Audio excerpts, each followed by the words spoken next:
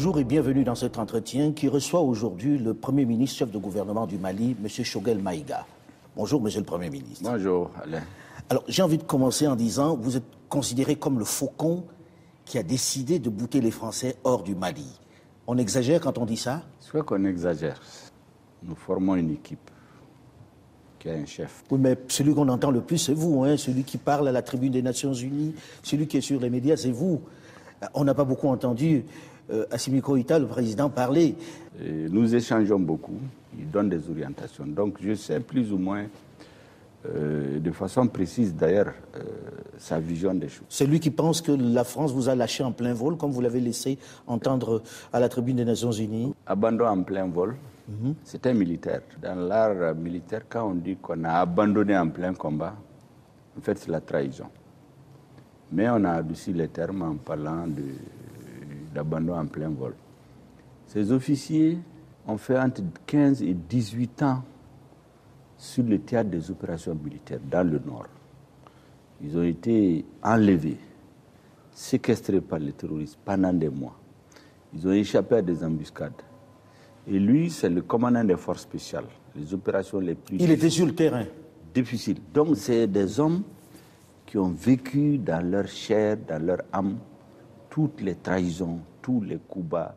Le mot trahison revient beaucoup dans vos propos, Monsieur le Premier ministre. Quand vous dites trahison, trahison de la part de la France, alors la France vous dit, nous sommes venus vous aider, et si on n'était pas venu en 2013, le Mali n'existerait peut-être plus.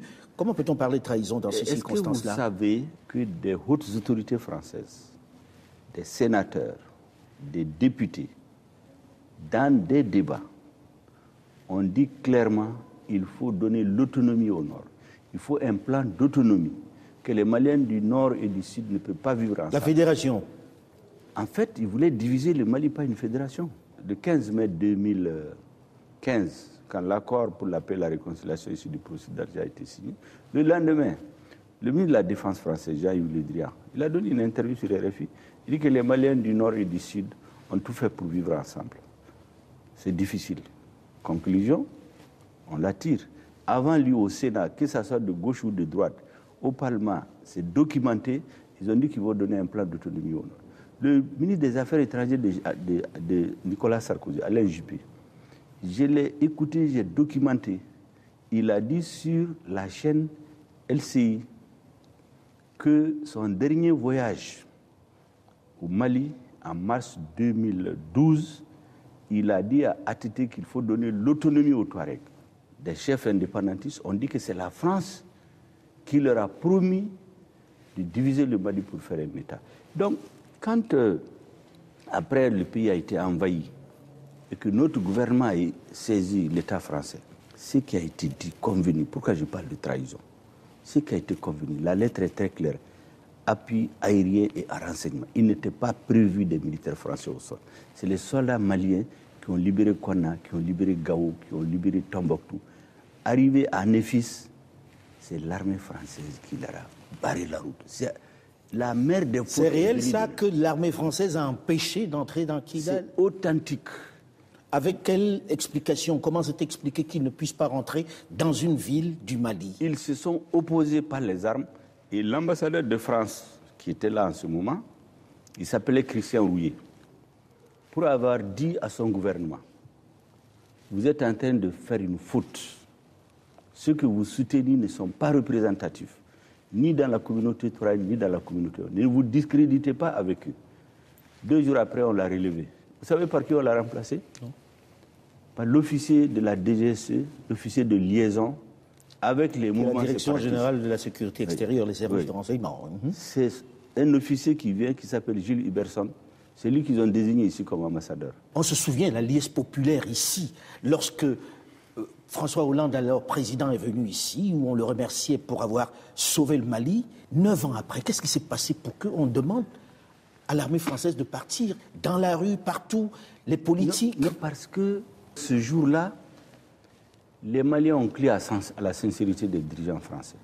Mais lorsqu'on a empêché l'armée de rentrer à Kidal, les Maliens se sont dit, mais attention, qu'est-ce qui se passe? Et comme par hasard, les terroristes se sont trouvés dans ce sanctuaire-là.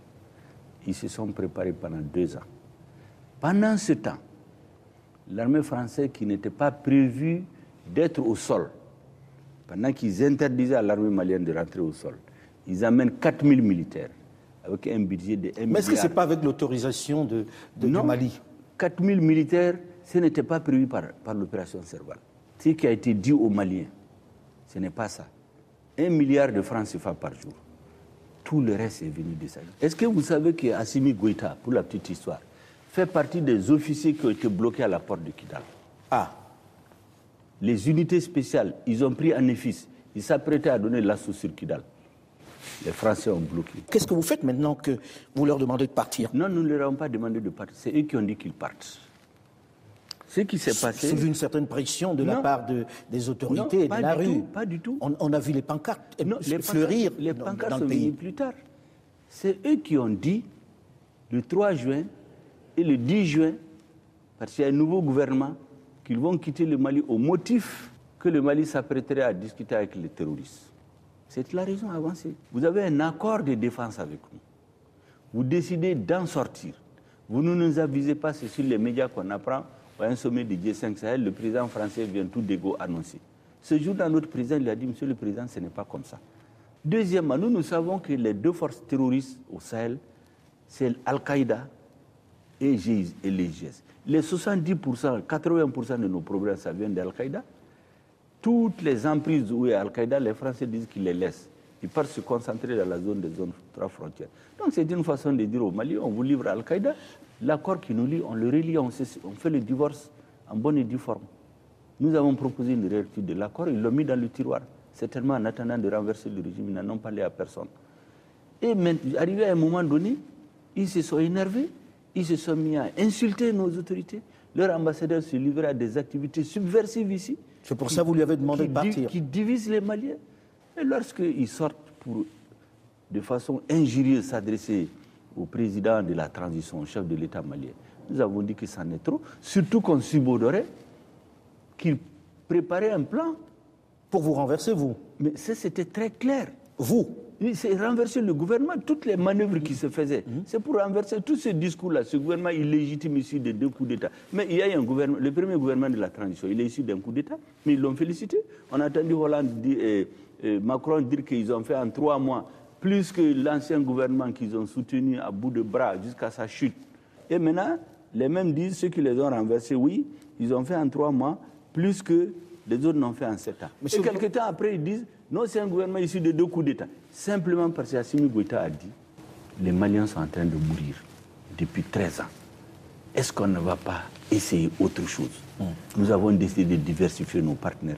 Ils partent, les soldats français. Qu'est-ce que vous faites? Comment vous allez vous en sortir? Comment vous couvrez ce vide qu'ils laissent? Mais le vide, de toutes les façons, ils ont commencé à le créer.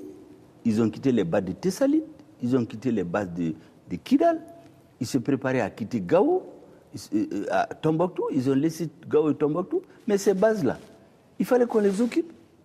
Est-ce que vous les occupez aujourd'hui? Nous allons les occuper, nous en avons occupé déjà. Mais il va y avoir une période de vide, là. Mais il n'y a pas de vide. Nous avons déjà occupé ces bases-là, avec les moyens que nous avons. Nous avons la même armée, le leadership a changé, nous nous sommes réorganisés. On dit aux Africains qu'aucun État ne peut vivre sans l'aide extérieure. Ça fait 2 ans. Aucun appui budgétaire à notre État. Et on ne vous a pas versé d'argent, on ne vous a pas aidé? Personne. Et pendant ces 2 ans, on a tenu les salaires, on a augmenté les salaires, on a équipé l'armée. L'argent vient d'où? Plus que les 30 dernières années réunies. L'argent vient d'où? Ça vient du Mali. Là, on parle de la présence des mercenaires de Wagner. Sont-ils là, les mercenaires de Wagner? Et qu'est-ce que vous leur donnez en échange? Comment vous les payez? Nous travaillons avec des coopérants russes.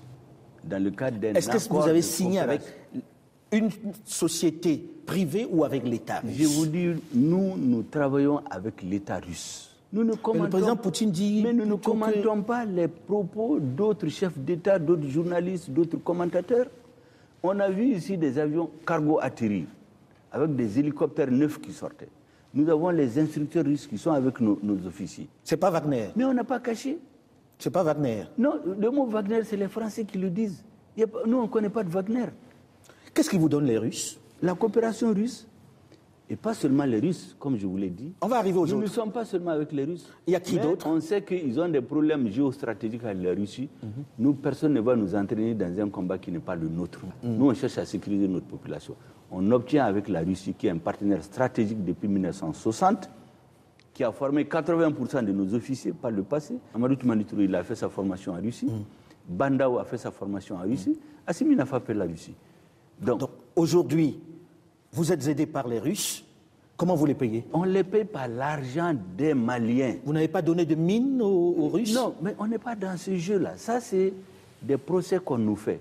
Supposons même qu'on donne une mine. Mais c'est nos biens. On ne peut pas nous interdire. Et rien ne vaut la sécurité des Maliens. Tout ce qu'il faut donner. Si les Français avaient joué franc-jeu, au lieu de dire on les aide et on nous tue, et on inocule, comme j'ai dit, le virus du pétainisme, c'est-à-dire la défaite. Vous entendez, les Africains ne peuvent rien sans l'Europe, sans la France. Ça fait 2 ans qu'on tient debout. Ça fait 2 ans qu'on équipe. Ça fait 3 mois, nous avons préparé pendant 6 mois la grande offensive à partir du 28 décembre. Et du 28 décembre à aujourd'hui, nous avons détruit plus de bases terroristes. Parce qu'avant, ils envoyaient des éléments aller attaquer des petits checkpoints, aller attaquer des douaniers, des villages. Aujourd'hui, on est allé au cœur du terrorisme pour détruire les bases. Est-ce que vous gagnez du terrain? Nous gagnons du terrain. Quels sont les villages que vous avez libérés? Par exemple, vous avez un village qu'on appelle, qui est dans le cercle de Nyono, qui était occupé depuis 2 ans. Ça vient d'être libéré. Vous avez Djenné qui vient d'être libéré. Vous avez les populations reviennent? Les populations reviennent. On a 350 000 réfugiés depuis plus de 9 ans. En quelques mois, 50 000 sont retournés. En 2 semaines, 20 000 sont retournés, volontairement. Est-ce que vous pourrez tenir ces positions? Est-ce que vous en avez les moyens aujourd'hui? Sans l'armée française, comment vous allez faire? Puisque l'appui aérien n'existe plus. L'armée française était déjà partie, je vous dis. Barkhane s'est venu se substituer à Serval en disant que leur objectif, c'est de contenir le terrorisme, ce n'est plus de le détruire, d'aider l'armée à monter en puissance et enfin aider les populations, faire du social. Là aussi, c'est un échec. L'armée n'est pas montée en puissance. Monsieur le Premier ministre, il y a plusieurs partenaires, vous avez dit. La Chine est partenaire aujourd'hui? La Chine est partenaire, bien entendu, nous ne le cachons pas. Nous ne parlons pas de tous nos partenaires en matière de défense, comme les Français font la fixation sur la Russie. C'est pourquoi nous parlons de la Russie. On sait que la Chine, généralement, fait des échanges en matière de mines. Là aussi, vous n'avez pas donné de carré minier. Comment vous payez ces États-là? Vous savez, est-ce que ça devait intéresser quelqu'un? Comment est-ce qu'on trouve l'argent dans notre pays pour nous équiper? Pour nous, qu'on paye avec des mines, qu'on paye avec de l'argent cash, qu'on paye avec de l'or, qu'on paye avec du diamant, tout ce qui nous appartient légalement, ce n'est pas l'affaire de quelqu'un. Il y a des sociétés occidentales qui sont là, qui exploitent les mines, personne n'en parle. Je n'ai jamais dit que c'est des mines qu'on a données à des Russes ou des Chinois. Je dis, même si on le fait, qu'est-ce qu'il y a de mal dans ça? Monsieur le Premier ministre, ils sont un certain nombre à se poser la question de savoir maintenant que les Français sont partis, est-ce que vous allez vous en sortir? Militairement, nous allons nous en sortir. Nous avons pris toutes les dispositions. Nous allons assurer la sécurité de notre population. Déjà, il y a des résultats sur le terrain. Je viens de vous parler du nombre de personnes. Pour la première fois, il y a une inversion. Il n'y a pas d'émigrés. Les gens se retournent chez eux. Monsieur le Premier ministre, pourquoi est-ce que vous faites l'objet des sanctions de la CEDEAO? Pourquoi vos voisins, avec qui vous commercez, avec qui vous êtes dans un même organisme, vous sanctionnent au point de vous fermer les portes? Il y a une contradiction fondamentale entre la CEDEAO et nous. La CEDEAO veut ramener les élections à un processus purement électoral, pour ne pas dire électoraliste. Maintenant, si vous voulez qu'il n'y ait pas de coup d'État encore, il faut vous attaquer aux causes de l'insurrection. Ce qu'on veut nous amener... Mais pendant 5 ans, ça fait beaucoup. Non, personne n'a dit 5 ans. 5 ans, c'est une suggestion, une proposition venue des assises nationales. Aujourd'hui, on peut faire combien de temps? Aujourd'hui, nous avons sur la table des discussions, nous avons des chiffres en tête qui doivent être discutés avec la CEDEAO. On le leur a dit. Quel délai à peu près? Ils ont refusé. Ils ont dit maintenant, comme il y avait un projet de vous renverser, comme vous nous avez donné l'occasion, on va faire un embargo et dans 10 jours, vous allez tomber. Maintenant qu'ils ont constaté qu'on n'est pas tombé, ils vont venir, on va discuter entre nous, Africains, on va trouver une solution. Je ne peux pas vous dire aujourd'hui. Donc là, pour l'instant, vous êtes ouvert à la négociation avec la CEDEAO. Absolument. Comment vous arrivez à survivre avec ces sanctions aujourd'hui? Comment vous pensez que ça peut durer? Je viens de vous le dire, qu'on a inoculé chez les Africains le virus de la défaite. Est-ce qu'aujourd'hui, on ne doit pas arriver à assouplir un peu les positions? Mais nous sommes d'accord pour les assouplir, mais on ne peut pas nous conduire au suicide. La CEDEAO veut qu'on organise des élections sans nous attaquer aux sources du soulèvement. Ça fait 4 coups d'État en moins de 30 ans. Pourquoi? Parce qu'on ne règle pas les problèmes de fond. La démocratie ne se ramène pas aux élections. C'est ce que la CEDEAO veut faire. Et deuxièmement, quand vous voulez instaurer un état de droit, vous respectez un minimum de droits. Aucune disposition de la CEDEAO n'a prévu un embargo. Aucune disposition de la Banque centrale des États d'Afrique du Sud n'a prévu ce qu'ils sont en train de faire. Il y a la Convention des Nations Unies sur les pays sans littoral qui interdit un embargo contre un pays sans littoral. Comment vous voulez violer les règles communautaires, les règles internationales, les règles nationaux pour dire que vous voulez instaurer un état de droit? Parce que vous voulez juste renverser le régime, amener des Tout gens... Tout ceci est aujourd'hui devant la Cour de justice. Monsieur le Premier ministre, certains disent que c'est vous le problème, que vous avez un projet, que vous avez un programme, vous avez une ambition présidentielle à la fin de tout ceci. Que répondez-vous? Aujourd'hui, j'ai une ambition. C'est de réaliser la mission que le président de la transition m'a confiée pour conduire le gouvernement. Vous ne vous rasez pas le matin en pensant que vous serez le prochain président? Moi, je suis un croyant. Chaque homme suit son destin. Dieu a créé les conditions pour que le président porte sa confiance en moi. Mais vous ne serez pas candidat par hasard? Mais moi, je ne rentre pas dans ce débat. Nous voulons d'abord sortir notre pays de la... Le Mali est tombé, couché, humilié.